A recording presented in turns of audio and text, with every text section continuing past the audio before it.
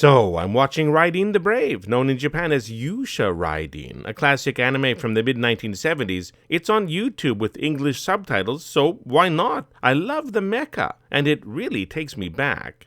Anyway, as usual for an anime aimed at slightly older kids, it does have a narrative of sorts that carries over from episode to episode, yet still has that Monster of the Week aspect typical of that type of anime. There are often characters who appear, interact with the protagonist in important ways, and are never seen again. But the episode I'm watching is episode 4, and someone appears in the weirdest way imaginable. A bunch of nuns? Are groups of nuns called something like a gaggle of geese, a murder of crows? I'm not sure, so I will call them a clutter. A clutter of nuns is waiting at a train station, which I've never seen in all of my many years living in Japan.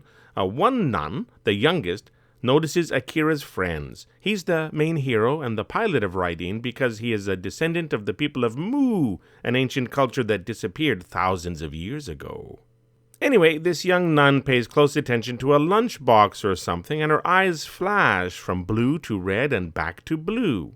It seems that whatever's in this lunchbox will call demons, so this nun must be sensitive to that kind of thing. The kids ignore her warnings because Raideen has their backs, and her eyes flash again at the name Raideen. The young nun abandons her clutter of nuns. Her name is Asuka, apparently.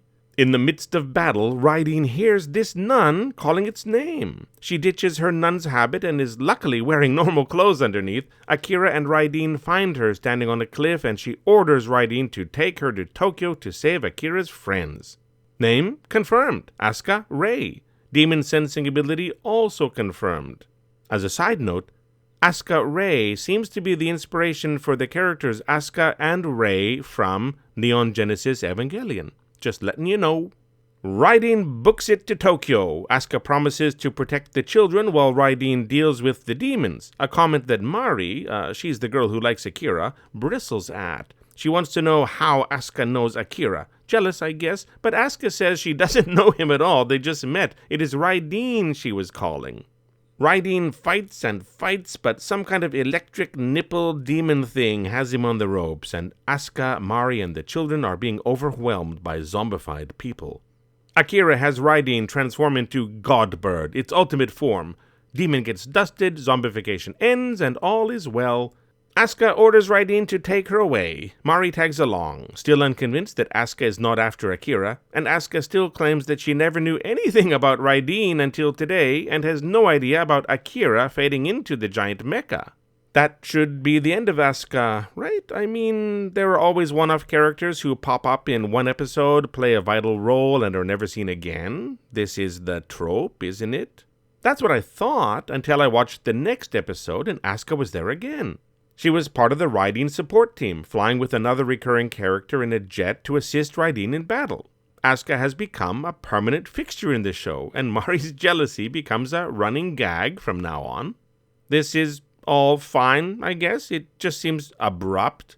A nun abandons her oath to Jesus, suddenly sensitive to demons, calling out to Raideen, who hears her, and becomes part of a paramilitary organization flying jets and killing monsters. It's best not to think about it. I know I'm way older than the demographic this was made for. We don't have to know every single motivation of every single character, do we? Well, things carry on like this until episode 10, when more weirdness erupts. Asuka wakes up and checks out a sound from her balcony. What is more surprising, the gun this ex-nun keeps under her pillow, or her barely there negligee? No worries. It's just her old gang leader and possibly ex-flame, Jagger. He manhandles her a bit and tries to peep at her as she changes. As they ride off on motorcycles, Akira spots them and chuckles at Asuka sneaking off for a date. Asuka and Jagger join up with the rest of the old gang, brutalize some dolphins for no reason, and have a fight with another biker gang.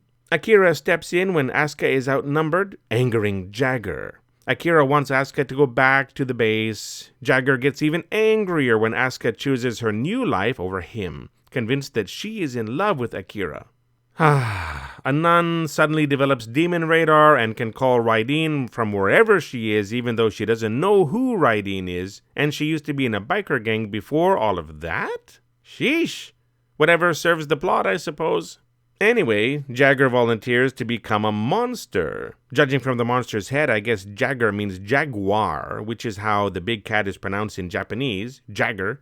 He fights Raideen, hoping to eliminate his romantic competition. Asuka gets in the way, and Jagger spares her. Raideen wins, and the Jagger monster thing ceases to be. Godbird, again. Asuka stands on a cliff watching the sunrise. Akira says he's sorry about Jagger, but Asuka says it's okay. With an abrupt ja, Akira is off. Not a lot of empathy there. Asuka plucks a white flower and tosses it into the sea. What? I wish I'd been able to see Raideen when I was growing up. I knew about the character from Marvel Comics and the plastic models and stuff, but I'd never seen the anime until I came to Japan, and never with English subs until I found it on YouTube. Maybe, if I were younger, I would have been moved by the twists and turns Asuka has been through. Anyway, it just goes to show that even one-off characters have lives beyond what we see in their one and only episode. Not that Asuka is a one-off character. She's just your typical biker girl with a rough past who became a nun until her demon-sensing powers awakened and she instinctively knew to call Raideen and join his team as a jet-flying monster killer. Doesn't every story need someone like that? Well, if you made it to the end, how about leaving a comment if you've noticed any unusual characters in a TV show, people who had unlikely backstories or just seemed to do super random things? Any comments at all are welcome. Also, please consider leaving a like if you enjoyed this video and hit the subscribe button to get more videos about entertainment topics of all kinds.